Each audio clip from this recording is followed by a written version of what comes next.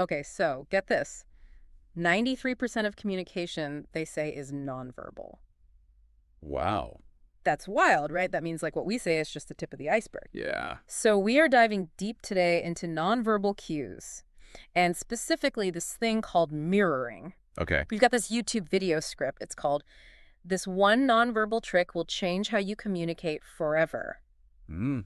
I know, right? Huh. And we're going to break down what nonverbal communication even is, and then why this mirroring thing is so powerful, Okay. and how to do it without being super awkward about it. Yeah, I think a lot of people go through life, not even realizing how much they're communicating without using words. All right. It's like we're sending out all these signals, but we don't even know. So is that like when my cat knocks over another plant and I give it the epic eye roll? Yeah, That's yeah, nonverbal. exactly. And you think even before humans had, complex language, we were relying on these cues like for survival. I know, It's like deep down inside us. So this script is talking about body language and facial expressions and even like how we stand. Mm-hmm.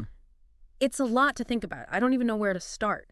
Well, you can think of it like a language, right? Like Yep. with a whole vocabulary of its own. Okay. Like if someone is furrowing their brow, that might mean they're confused, or relaxed posture that could signal that they're open to what you're saying. Right. Slight lean forward could mean that they're interested.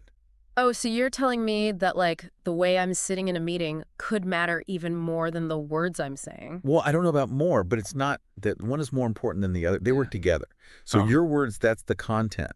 But these nonverbal cues, they add like the emotion, like an extra layer of meaning, I see. and they can amplify your message or they can totally contradict it. Oh, that's interesting. Yeah. Okay, so then how does this mirroring thing fit in? So mirroring is when you kind of subtly reflect back the other person's body language. So it's not about like doing the exact same thing they're doing, Right. but it's about creating like a sense of harmony between the two of you, like you're on the same wavelength. Got it.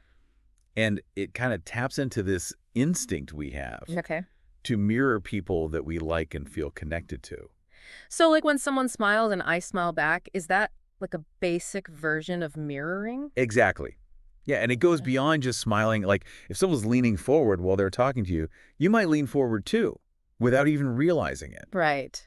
And it creates this like synchronicity. Okay, so I have to ask though, does this whole mirroring thing sound kind of manipulative? Mm-hmm. Like, am I tricking people into liking me? Yeah. I mean, that's a concern. I get that. But you have to think of it like this. When you feel a genuine connection with someone, you often just naturally mirror each other. Right. It's like a subconscious thing. So when I'm doing it consciously, I'm sort of like tapping into that and maybe even speeding it up a little bit. Exactly. Yeah. Okay, I see the potential here, but the script also says you got to be subtle about it. Nobody wants to feel like they're being mocked. No, you don't want to be a caricature. You Right. just want to mirror subtly and genuinely Oh. and focus on their overall, energy and what they're trying to convey, not every single movement. So like if someone is sitting back with their arms crossed, Yeah. that doesn't necessarily mean that they're like closed off. Yeah, They could just be comfortable. exactly. So I shouldn't cross my arms right away too. No, you have to read the context, like the overall vibe. Okay. Yeah, it's about being observant and, responsive. So subtle mirroring. Yeah. God, what else should I be thinking about? Well, one of the most important things is not to overdo it. Okay.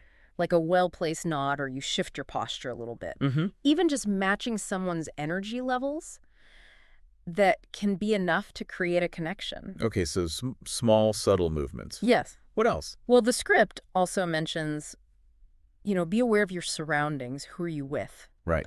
You're not going to mirror your boss the same way you mirror your friend. Definitely not. So it's about being appropriate Right. for the situation. So appropriate mirroring. Got it. Exactly. Tell me about some mirroring mishaps. Okay. Like what could go wrong even with the best intentions? Okay, so imagine someone's like really scratching their nose aggressively during a meeting. Okay. You don't want to mirror that. Oh, no, definitely not. That'd be so weird. Right. It would just be awkward. Yeah. And that's why it's important to be aware of the context and cultural differences. Right. Because what might be seen as friendly in one culture could be totally inappropriate in another. Totally. So it's not just about copying movements. It's about understanding the nuance. Yeah. And being respectful. Exactly. Okay, so now I kind of want to get into the bigger picture here, like what this all means, Yeah. What's the impact of all this mirroring stuff? Okay. It's kind of wild to think that like something as subtle as mirroring can actually impact our brains. Really? Like there's actual science behind this. It's not just like a social thing. Yeah. for sure. Studies have shown that when people are mirrored, their brains release this thing called oxytocin, Okay. and it's often called the bonding hormone. Interesting. Yeah, it plays a big role in trust and empathy and, feeling connected to people. Oh, so it's not just about making a good impression. It's like actually affecting the other person's brain chemistry. Yeah, exactly. That's pretty powerful stuff. Yeah, it is. Okay, but I gotta say, I'm still a little bit wary of this whole, like, manipulation thing. Yeah, I get it. I understand. How do I know that I'm not crossing the line, you know? Well, it comes down to your intention. Like, are you genuinely trying to connect with someone Right. and build a relationship, or are you trying to control them and make them do something they don't want to do? Right. Right. So if your goal is good, then mirroring can be a really helpful tool. Okay, so mirroring for good, not for evil. Exactly. Got it. And it's good to remember that, mirroring is just one part of communication. It's Right. not like a magic bullet, Right. but it can help a lot. So it's like, I don't know, adding a little something extra to the mix. Yeah, I like that analogy. Okay, so the script actually breaks down different types of mirroring. Okay. It's not just body language. It can also be like your tone of voice Uh-huh. and even your emotions. Yeah, that's a great point. Let's get into that. Okay, so first step, tone of voice. How do I mirror someone's tone without sounding like a total parrot? It's more about matching their energy and like the rhythm of their speech, Okay, not necessarily copying their exact words or accent. got it.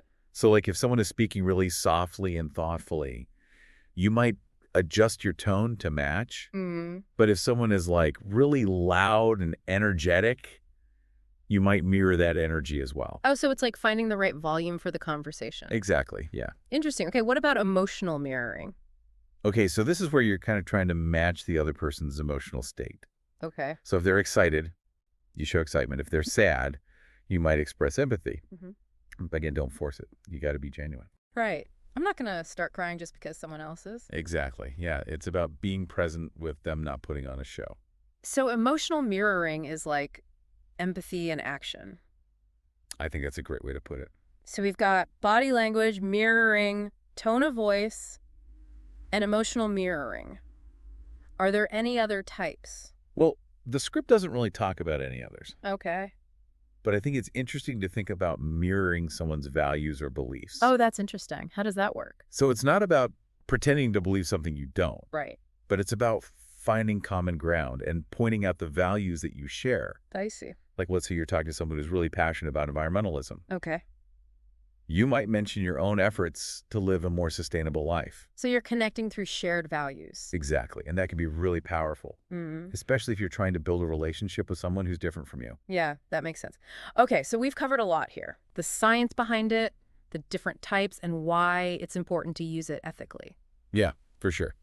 But now, let's talk about how to use it, in real life. Yeah, give our listeners some tips, some actual things to try. Okay, let's do it. All right, so first, scenario job interview. Okay. How can mirroring help someone get that dream job? Mirroring can be super helpful in a job interview Okay. because it can help you connect with the interviewer. Right, They'll feel like they can relate to you, and they'll probably like you more and trust you more, right. which is what you want. Exactly. So you want to be subtle about it, though. Okay. Pay attention to their body language and their tone of voice and try to match their energy.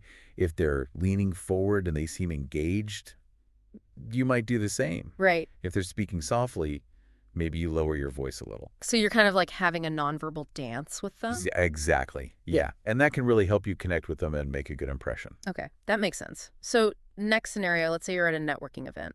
How can mirroring help you break the ice and make those connections? Yeah. Networking events can be tough, but mirroring can help you feel more confident and comfortable. Okay, so how do I use it without seeming creepy?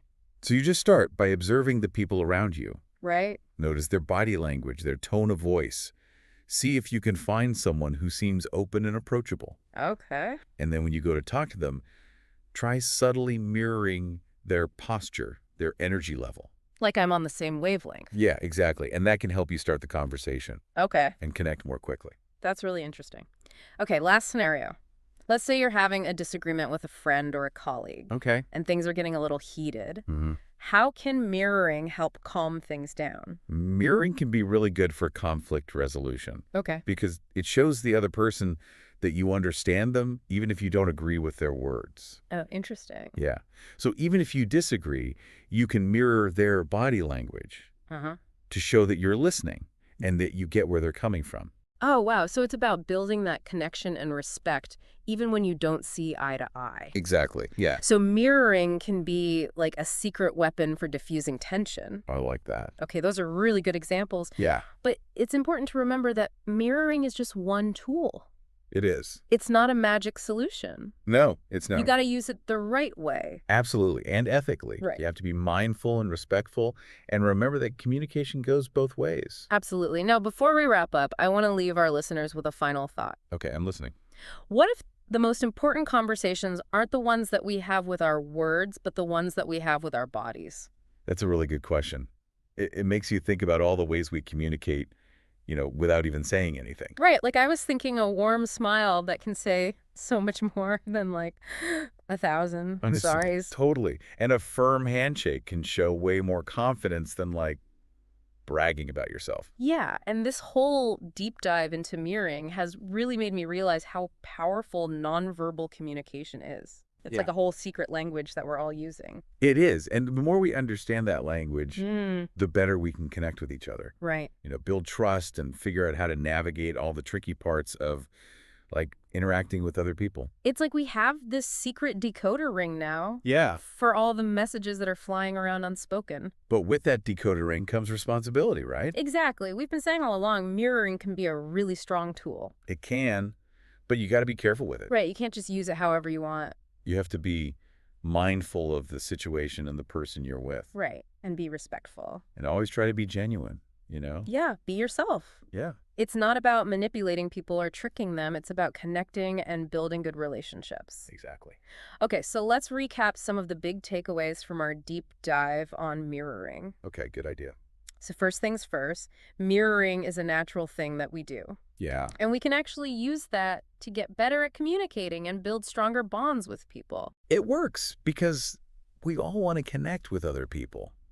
We want to belong. Right, but mirroring doesn't mean copying everything someone does. Yeah, It's more subtle, like matching their energy and what they're trying to say. exactly. And you have to think about the situation and the culture you're in Right? and don't go overboard. Yeah, nobody wants to feel like they're being mocked. Exactly. You just want to create that connection Right. where it feels natural and comfortable. Exactly. And most importantly, you have to be sincere and respectful. Absolutely. Mirroring isn't about tricking people. No. It's about using what you know to improve relationships and have better interactions with people. That's a great way to put it now as you go about your day.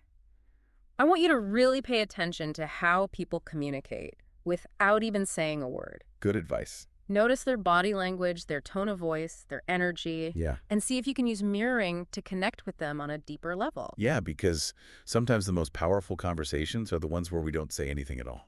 That's all for this episode of The Deep Dive. Thanks for joining us. Until next time, keep diving deep.